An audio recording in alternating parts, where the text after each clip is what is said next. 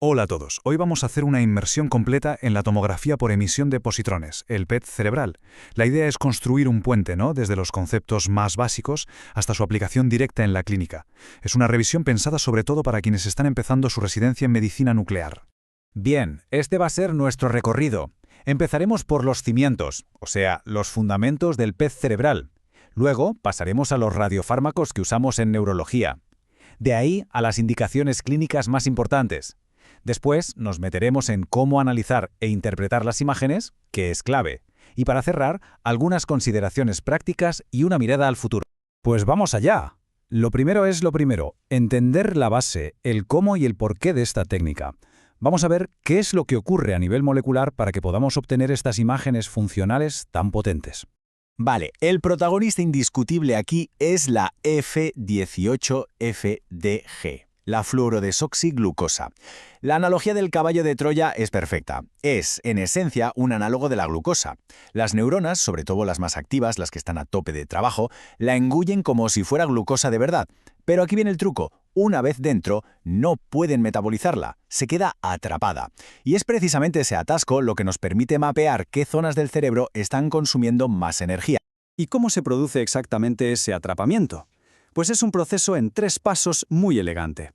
Primero, la FDG entra en la neurona usando los mismos transportadores que la glucosa, los GLUT. Segundo, una enzima, la exoquinasa, la fosforila. Hasta aquí, todo igual que con la glucosa. Pero en el tercer paso, ahí está la clave. El producto, la 18F-FDG6-fosfato, no puede seguir la ruta de la glucólisis. Se queda ahí, acumulada. Y esa acumulación es la señal que detectamos, dándonos esa foto del metabolismo cerebral. Bien, ya tenemos el trazador dentro de la célula. ¿Cómo lo vemos desde fuera? Aquí entra en juego la física pura del PET. El fluor 18 emite un positrón. Este positrón viaja a una distancia mínima y choca con un electrón del tejido. El resultado, se aniquilan mutuamente y su masa se convierte en energía, concretamente en 2 fotones de 511 kiloelectronvoltios que salen disparados en direcciones perfectamente opuestas, a 180 grados. El escáner PET es en esencia un anillo de detectores diseñado para captar precisamente estos pares de fotones que llegan al mismo tiempo. Esa detección simultánea es lo que le permite al sistema trazar una línea y saber con muchísima precisión de dónde vino esa señal. La FDG es nuestro caballo de batalla.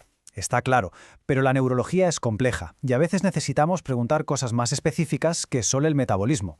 Por eso, vamos a ver qué otros radiofármacos tenemos en el arsenal. Y aquí tenemos una buena panorámica. Como se ve, es como tener una caja de herramientas especializada. Si la sospecha es de un síndrome parkinsoniano, pues nos vamos a la 18F-DOPA para ver directamente la síntesis de dopamina. Si pensamos en Alzheimer, podemos ir más allá de la FDG y usar trazadores como el fluortaucipir para visualizar los ovillos de proteína tau.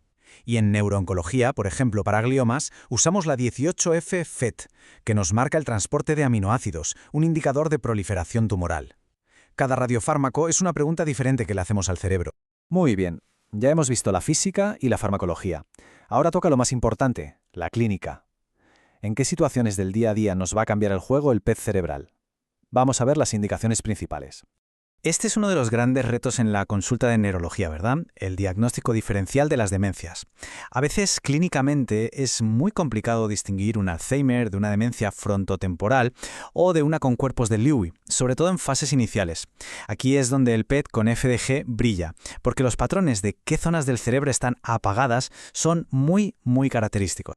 Y aquí están esas diferencias, que son la clave de todo. En un Alzheimer clásico vamos a buscar un hipometabolismo muy típico, el cíngulo posterior y el precunio, junto con los lóbulos parietotemporales. Es un patrón bastante definido. Pero, ¿qué pasa en la demencia con cuerpos de Lewy? El patrón cambia radicalmente. Lo que se apaga es el lóbulo occipital, la corteza visual. Y muy importante, a menudo vemos una preservación relativa del metabolismo en el cíngulo posterior. Este hallazgo, conocido como el signo del cíngulo posterior, es increíblemente útil para el diagnóstico diferencial. Pasamos a otro escenario clínico fundamental. Distinguir una enfermedad de Parkinson idiopática de un síndrome parkinsoniano atípico. Esto tiene implicaciones pronósticas y terapéuticas enormes.